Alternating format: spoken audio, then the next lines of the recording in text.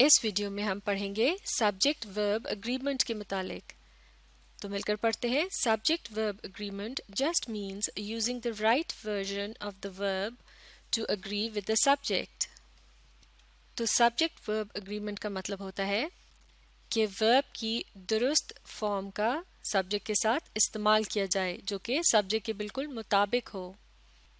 تو سبجیکٹ جملے کا سب سے اہم رکن ہوتا ہے جو کہ کوئی عمل کر رہا ہوتا ہے اور ورب ہوتا ہے اس کا عمل. ان ایگزامپلس کی مدد سے سمجھتے ہیں اور دیکھتے ہیں کس طرح سے سبجیکٹ ورب آپس میں کانجوگیٹ کر رہے ہیں یعنی اگری کر رہے ہیں. One dog is sitting on the grass. اور اگلی ایگزامپل ہے two dogs are sitting on the grass. تو پہلی ایگزامپل میں کہا گیا ہے کہ ایک کتا گھاس پر بیٹھا ہے جبکہ دوسری ایگزامپل میں کہا گیا ہے دو کتے گھاس پر بیٹھے ہیں. تو پہلے جملے میں اگر one dog کے بعد اس کے بجائے are کہا جائے تو یہ ہو جائے گا one dog are sitting on the grass جو کہ درست نہیں ہوگا. جب کوئی چیز تعداد میں ایک ہوتی ہے تو اس کے لیے is کا استعمال کیا جاتا ہے. اسی طرح سے اگر two dogs کے بعد are کے بجائے is کا استعمال کیا جائے تو یہ ہو جائے گا two dogs is sitting on the grass اور یہ بھی درست نہیں ہوگا. جب کوئی چیز تعداد میں دو یا دو سے زیادہ ہوتی ہے تو اس کے ساتھ are کا ورب استعمال ہوتا ہے. یعنی اس کا مطلب یہ ہوا کہ ورب کی قسم کے استعمال کا تعلق ہوتا ہے سبجیکٹ سے یعنی وہ سبجیکٹ پہ ڈیپینڈ کرتا ہے. تو جب سبجیکٹ کے مطابق درست ورب استعمال کیا جاتا ہے تو ہم کہتے ہیں یہ ہے سبجیکٹ ورب اگریمنٹ. یا پھر یوں بھی کہہ سکتے ہیں کہ the verb agrees with the subject. اب آگے پڑھتے ہیں. The term verb conjugation means how verbs change to agree with their subjects. verb conjugation کا مطلب ہوتا ہے یعنی جب verbs کو سبجیکٹ کے مطابق تبدیل کیا جاتا ہے تاکہ وہ مل کر ایک درست جملہ بنا سکیں. When you ensure your verbs agree with their subjects, that is, conjugate correctly. یعنی جب آپ اس بات کا خیال رکھتے ہیں کہ verb سبجیکٹ کے مطابق ہو اس کا مطلب ہے کہ وہ آپس میں ٹھیک سے conjugate کر رہے ہیں. یہاں کچھ ایگزامپلس دیکھتے ہیں. پہلے کالم میں سبجیکٹس لکھے ہیں جبکہ دوسرے کالم ہے verbs to be کی مختلف ایگزامپلس جنہیں ہر سبجیکٹ کے مطابق درست انداز میں اس کے سامنے والے کالم میں لکھا گیا ہے. تو باری باری پڑھیں گے. I کے ساتھ آتا ہے am, you, are. he, she اور it ان تینوں کے ساتھ آئے گا is. we کے ساتھ are, you کے ساتھ are اور they کے ساتھ بھی are. جیسے کہ ہم نے پہلے پڑھا تھا کہ ایک سے زیادہ چیزیں ہوں تو ان کے ساتھ are کا استعمال کیا جاتا ہے جیسے we, you اور they. جبکہ اگر you سنگولر ہو یا پھر ایک سے زیادہ ہو تو بھی are کا ہی استعمال ہوتا ہے. I کے ساتھ آتا ہے am جبکہ he, she اور it کے ساتھ are یا am کے بجائے is آتا ہے. اس بات کو مزید اچھی طرح سے سمجھنے کے لیے آپ اگر چاہیں تو باری باری ان مختلف سبجیکٹس کو ایک ایسے ورب کے ساتھ ملا کر پڑھ سکتے ہیں جو اس کے ساتھ استعمال نہیں ہوتا تو آپ کو سننے سے ہی اندازہ ہو جائے گا کہ یہ درست نہیں ہے. جیسے کہ he are, it are یا پھر you is اور they am وغیرہ تو یہ سننے میں بھی درست نہیں لگ رہے. اب سبجیکٹ ورب کنجوگیشن کی کچھ اور ایگزامپلس دیکھتے ہیں جو کہ قدرے آسان ہیں. I play, you play, he, she, it plays, we play, you play, they play. تو اس ٹیبل کی مدد سے ہم یہ سمجھ سکتے ہیں کہ جب کوئی سبجیکٹ تعداد میں ایک سے زیادہ ہو تو اس کے ساتھ جس ورب کا استعمال کیا جاتا ہے اسے سنگولر فارم میں استعمال کیا جاتا ہے یعنی اس کے آگے لیٹر ایس کا اضافہ نہیں کیا جاتا. جبکہ سبجیکٹ اگر سنگولر فارم میں ہو جیسے he, she, it تو پھر اس کے ساتھ جس ورب کا استعمال کیا جائے گا اس کے ساتھ لیٹر ایس کا اضافہ کیا جائے گا.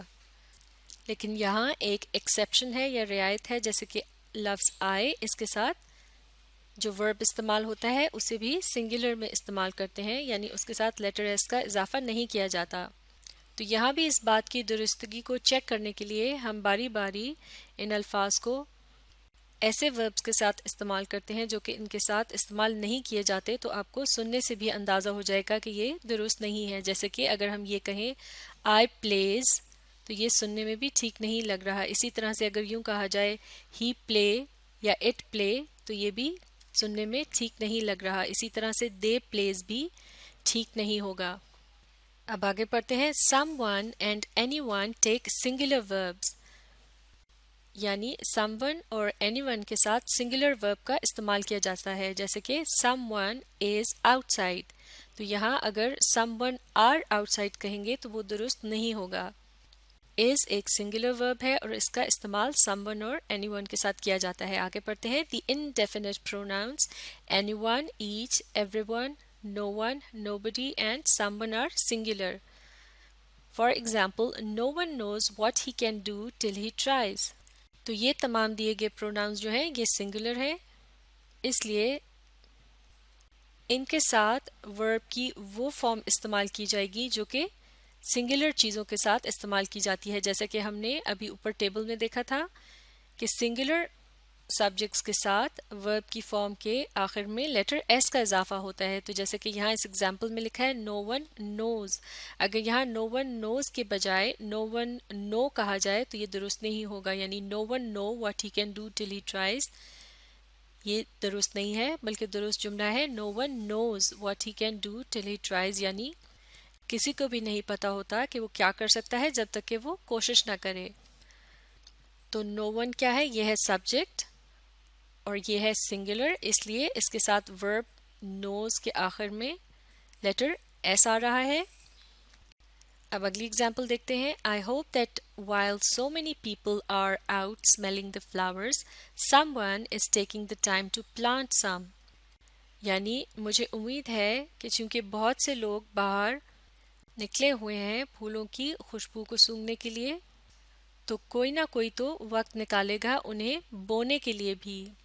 یا پھر اگر یوں کہیں تو بہتر ہوگا کہ کوئی نہ کوئی تو وقت نکال رہا ہوگا کچھ پھولوں کو بونے کے لیے بھی. تو اس جملے میں سم ون کے بعد ورب استعمال کیا گیا ہے از. چونکہ سم ون ایک سنگولر پروناؤن ہے اس لیے اس کے ساتھ سنگولر ورب یعنی از کا استعمال کیا گیا ہے. اب آگے پڑھتے ہیں. all and some can take a singular or a plural verb. یعنی جب all اور some کا استعمال کیا جاتا ہے جملوں میں تو ان کے ساتھ کبھی سنگولر اور یا پھر کبھی پلورل کا استعمال کیا جاتا ہے. ہم آگے چل کر پڑھیں گے کہ ایسا کب کب کیا جاتا ہے. پہلے ان ایگزامپلس کو دیکھتے ہیں. all the cheese has been eaten. تو یہاں اس جملے میں has کا ورب جو ہے یہ کیا ہے؟ یہ سنگولر کے لیے استعمال ہوتا ہے. اس کا مطلب ہے سبجیکٹ کو سنگولر کے طور پر ٹریٹ کیا جا رہا ہے. all the cheese has been eaten. اگلی اگزامپل دیکھتے ہیں. all the apples have been eaten. اب کی بار اس جملے میں ورب have کا استعمال کیا گیا ہے جو کہ پلورل یعنی تعداد میں دو یا دو سے زیادہ چیزوں کے ساتھ استعمال ہوتا ہے. پہلے جملے میں کہا جا رہا تھا کہ تمام پنیر کھائی جا چکی ہے، جبکہ دوسرے جملے میں کہا جا رہا ہے تمام سیبوں کو کھایا جا چکا ہے. اب ہم جانتے ہیں اس کی وجہ. دی indefinite pronouns all, any, more, most and some are singular when they refer to something singular, that is a non-countable noun, but plural when they refer to something plural, that is a countable noun.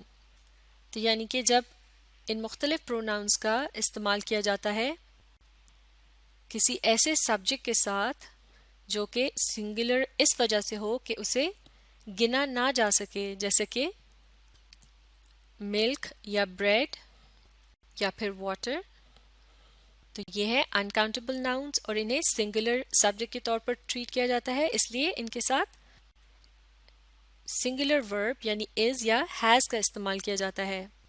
لیکن انہی pronouns کے ساتھ plural ورب کا استعمال تب کیا جاتا ہے جب وہ کسی ایسی سبجیکٹ کے ساتھ استعمال کیے جاتے ہیں جو کہ کاؤنٹیبل ہو، یعنی جسے گنا جا سکے، وہ تعداد میں دو یا دو سے زیادہ ہو. تو اب یہ اوپر والی اگزامپل کو ہم اچھی طرح سے سمجھ سکتے ہیں. کیونکہ پنیر کو گنا نہیں جا سکتا اس لیے اس کے ساتھ سنگولر ورب کا استعمال کیا گیا ہے، جبکہ ایپلز یعنی سیبوں کو گنا جا سکتا ہے، اس لیے اس کے ساتھ پلورل ورب کا استعمال کیا گیا ہے۔ اب ان اگلی ایگزامپلس کی مدد سے اسی بات کو سمجھنے کی کوشش کرتے ہیں۔ all of the bread has been stolen، معاف کیجیے گا all of the bread has been eaten، یعنی تمام ڈبل روٹی کھائی جا چکی ہے۔ اور اگلی ایگزامپل ہے all of the biscuits have been eaten، یعنی تمام بسکٹس کھائے جا چکے ہیں۔ تو اب آپ بتائیے اس پہلی ایگزامپل میں ہیز کا ورب یعنی سنگولر ورب کیوں استعمال کیا گیا ہے؟ کیونکہ بریڈ جو ہے وہ کیا ہے؟ یہ ہے سنگولر ناؤن اور یہ انکاؤنٹیبل ہے۔ اور دوسری ایگزامپل میں ہیو یعنی پلورل ورب کا استعمال کیوں کیا گیا ہے؟ کیونکہ اس کا استعمال اس جملے میں ہو رہا ہے بسکٹس کے لفظ کے ساتھ، جو کہ ہے پلورل اور کاؤنٹیبل۔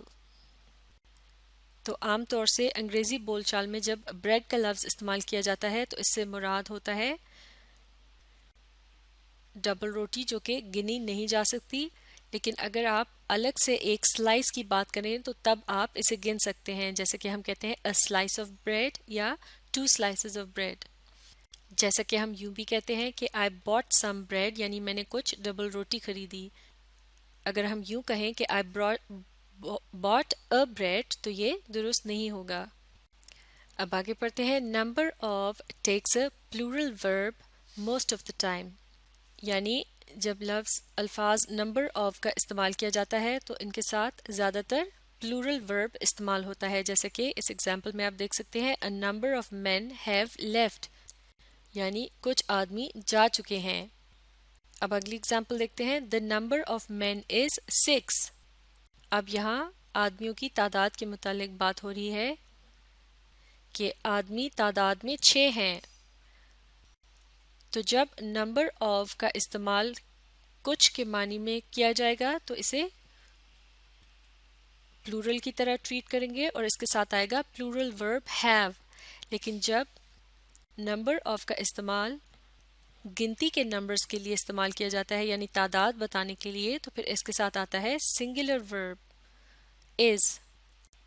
تو اسی بات کو سمجھنے کے لیے ہم آگے پڑھتے ہیں It will help to think of number as following the same rules as all and some. Therefore, the term a number of will nearly always be plural because the object of the preposition of, that is, the word that follows it, will be plural.